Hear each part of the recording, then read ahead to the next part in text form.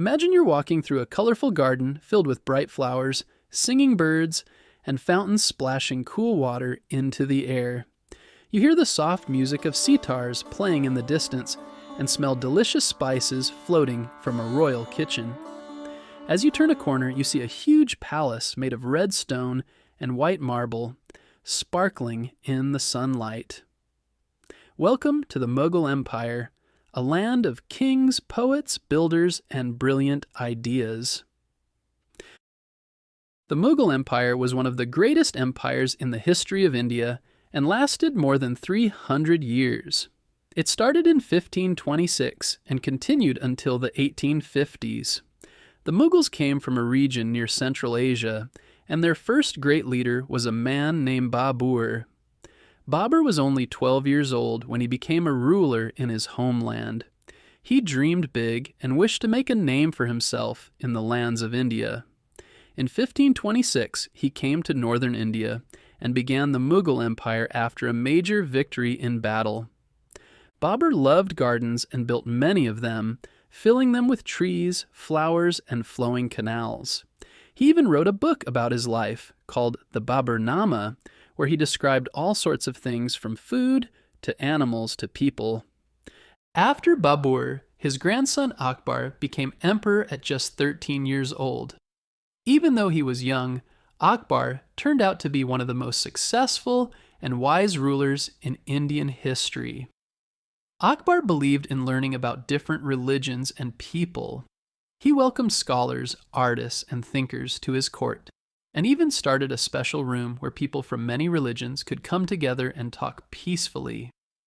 Akbar also believed in fairness. He made laws that helped farmers, built schools, and made sure his empire was united. Because Akbar respected different cultures and languages, many people felt they could belong to the Mughal Empire no matter what their background was. Akbar's court was full of music, books, paintings, and lively discussions. Next came Emperor Jahangir, Akbar's son, who loved art and nature. His wife, Nur Jahan, was also very powerful and helped him rule. Jahangir had a strong interest in painting and natural science. He once kept records of the plants and animals he saw, turning the court into a place of learning. Then came Shah Jahan, the emperor most famous for building the Taj Mahal. The Taj Mahal is one of the most beautiful buildings in the world. It is made of white marble that shines in the sunlight and seems to change colors depending on the time of day. He built it in memory of his wife, Mumtaz Mahal, who he loved dearly.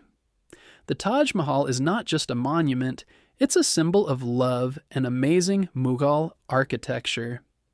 The Mughals were not just great rulers, they were also amazing builders. They created grand forts and palaces, majestic mosques, and beautiful gardens. The Red Fort in Delhi and the Agra Fort are fine examples.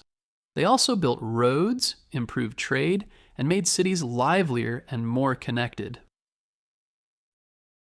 Under the Mughals, trade grew. India became famous around the world for its spices, cloth, jewels, and art. Travelers from countries like England, France, Persia, and China came to see the Mughal court and were amazed by its riches and organization. But like all great empires, the Mughal Empire eventually weakened. Later emperors were not as strong or wise as Akbar or Shah Jahan. Some rulers had trouble managing such a big empire with so many different people and places. Over time, smaller kingdoms grew stronger, and European countries like Britain began to gain power in India. The last Mughal emperor, Bahadur Shah Zafar, was a poet and a gentle person, but he lived during difficult times. In 1857, after a major conflict, British power took control of India, and the Mughal Empire officially came to an end. Even though the empire ended, what the Mughals left behind is still all around in India today. You can visit their forts and palaces, walk through their gardens, and learn from their art and ideas. The Mughal emperors showed the world how different cultures, languages, and religions could live together and inspire one another. One traveler from Europe said after visiting the Mughal court, I have never seen such beauty and wisdom gathered in one place. That's how amazing the empire was. The story of the Mughal Empire teaches us many things: the importance of learning, the beauty of fairness, and the power of respecting people who are different from us. Just like Akbar invited people with different beliefs to share their ideas, we too can be curious, open, and kind to one another. So next time you see a picture of the Taj Mahal, or hear about the great kings of the past, remember the Mughal Empire and its grand legacy. It wasn't just an empire of kings, it was an empire of dreams, built with imagination, hard work, and hope.